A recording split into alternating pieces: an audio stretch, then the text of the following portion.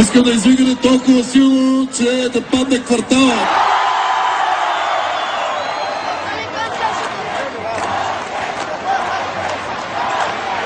Да ви чувам! Кънчев! Кънчев!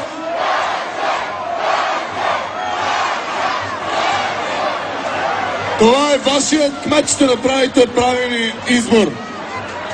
Добър вечер на квартал Надежда! Как сме, братя?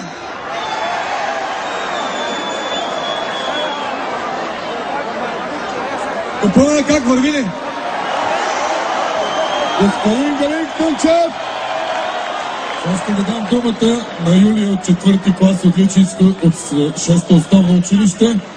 Господин Кънчев, ако аз бях 18 години, щях да гласувам за теб.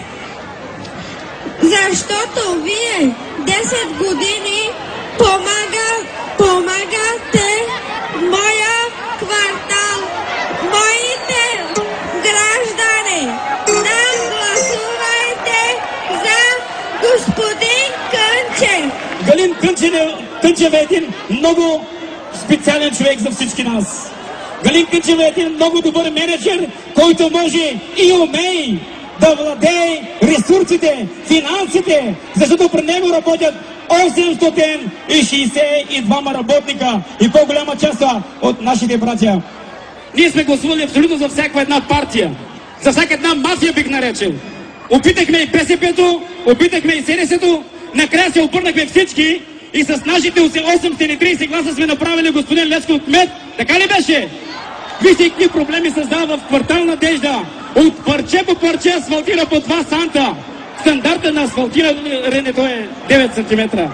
И каза, че той циганите може да купува, ще напълни цял чувал пари и ще го купи като прасета. А ние с прасета ли сме? Точно поради тази причина това мошеник ние трябва да го свалим, защото той отново възкраси мафията, той отново възкраси наркотиците, той отново възкраси проблемите ни има в нас, Сливен. И ние ще разберем от това, че ние можем да го наказваме, когато гласуваме за господин Галин Кънчев. Сега ви представям тук на сцената, поискат и за участие! Айде! Джани! Джани! Джани! Джани! Джани! Джани! पंजाबी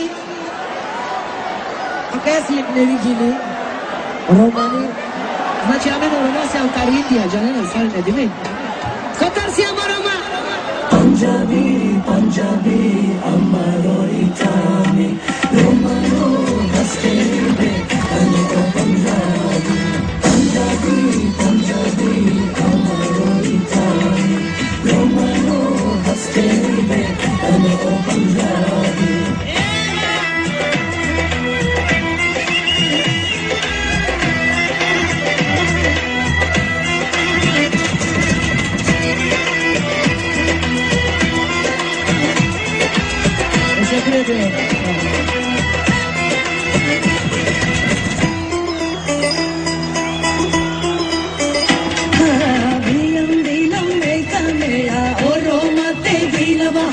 मेरा कोया आमन सुना इंडिया दियम दिलम का मेरा और रोमते गिलवा मेरा कोया आमन सुना इंडिया पंजाबी पंजाबी अमरो इतामी रोमनो हस्ते बे अमितो पंजाबी पंजाबी पंजाबी अमरो इतामी रोमनो हस्ते